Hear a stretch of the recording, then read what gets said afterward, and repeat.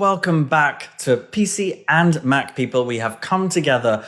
Both of you have completed the first step of the setup instructions. We are now embarking on the remaining steps, and they are hopefully super easy.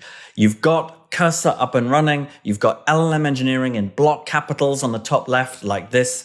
If you have this chat screen over here, you can get rid of it by clicking here and just dragging over to the right till it goes away. So you're left with this. If you're not seeing the files on the left here, then you can go to the view menu and select Explorer, and it will come up, and you should be right here. Now, one thing you'll notice is that some of the setup instructions, the README should be here. You should be able to click on the README and it comes up. But when it comes up looking like this. It's what they call Markdown. It's a particular type of formatted text. The way to see it in all of its formatted glory is to right click on it and say Open Preview. And when you do that, you will see it like this in all its glory, and you can use this now. You don't need to go to the website anymore. You can use this to follow the instructions and to find all the links you need. You'll also have all the guides. You'll have everything that was on GitHub is now locally on your computer right here. Congratulations. So we're going to start now by installing and using this thing called UV, which is wonderful. And I already told you this, but it's wonderful because it's fast, it's bulletproof, and it's easy. And that's why we love it. It's taken the data science world by storm. It's now used in all sorts of ways. It's used for MCP, it's used by Crew AI, it's used by lots of people, and increasingly it's becoming the standard for these things. It's something which makes sure that we're all using exactly the same version of Python, and that we have exactly the same dependencies, and that they work on our computer. And it's really great. Enough of the sales pitch. Let's actually use it. Now, the first thing we need to do is to bring up a terminal window within Cursor. Cursor has built into it a terminal window, which is easier to use than doing it using the Mac or PC's built-in ones. So the way that you do it is you can go to the view menu and select from there the terminal option. It's on the view menu, but there is also a shortcut. And that shortcut is to press the control button and find the back tick, not a normal apostrophe, but a back tick, which on my keyboard is right next to the number 1. And control, not command. So control and back tick, and up comes a little terminal like this in LLM engineering. So that's a thing to know.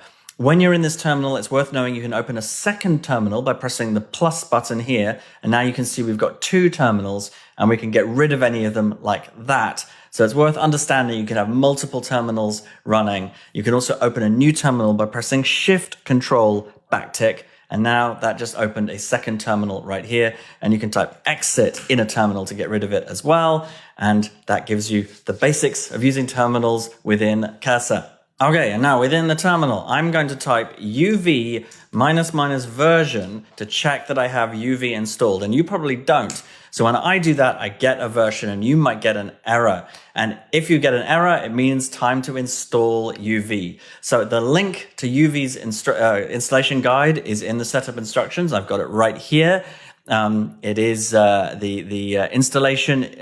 It's docs.astral.sh. Astral is the company behind UV /UV getting started installation. It's linked in the setup guide. All of UV's documentation is absolutely first class. If you want to be a UV expert, just spend a few moments on their docs. It's really easy to use. Installation, super simple. If you're on Mac, then you just use this command right here.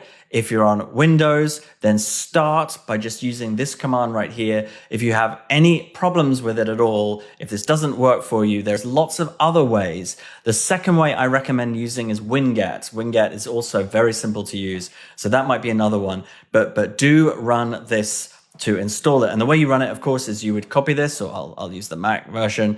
You would copy this and then go back to the Cursor terminal and then paste that command in there and run it.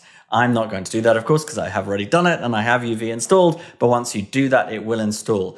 And once it's installed, and this is important, this is a little trap, you need to then open a new terminal to use it because you need to pick up the environment variable change. So if you type UV minus minus version, you might still get an error. You'd have to open a new terminal like this for it to work. And if it still doesn't detect UV, you might even need to restart your box, but you shouldn't need to. And if after you restart your box, you still have a problem, then you might need to try one of the other installation approaches.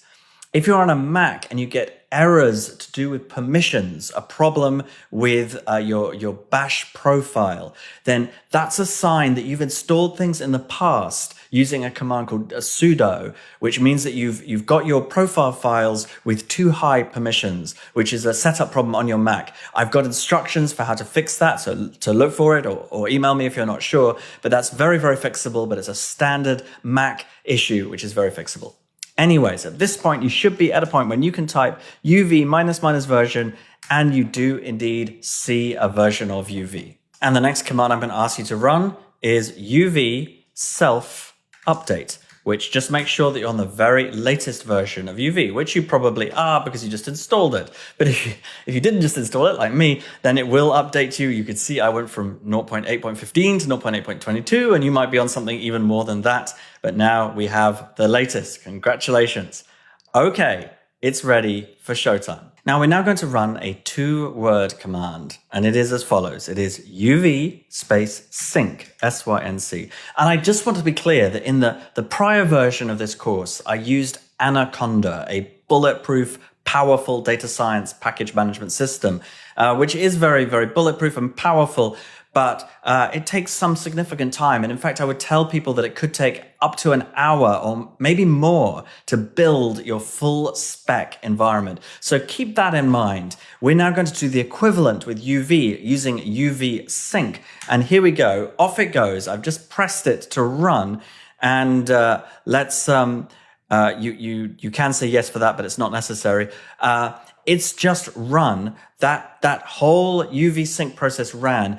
It might take a little bit longer for you because it needs to download the packages from the internet the first time, and mine were already cached locally. But nonetheless, it should be a matter of minutes at the most, under 10 minutes for sure. It is order of magnitude faster than Anaconda. It's really amazing. The whole environment has just been built. And for people familiar with virtual environments, it's basically built this .vmv, this virtual environment folder right here. And within this are all of the packages that we depend on. It did everything, and it did it in a flash. How does it do it so fast? Well, it's written in Rust. It's super fast, and it's just really great. So we now have a full spec environment. It's built. And step 2 of the setup is complete. Congratulations, you have your own UV environment.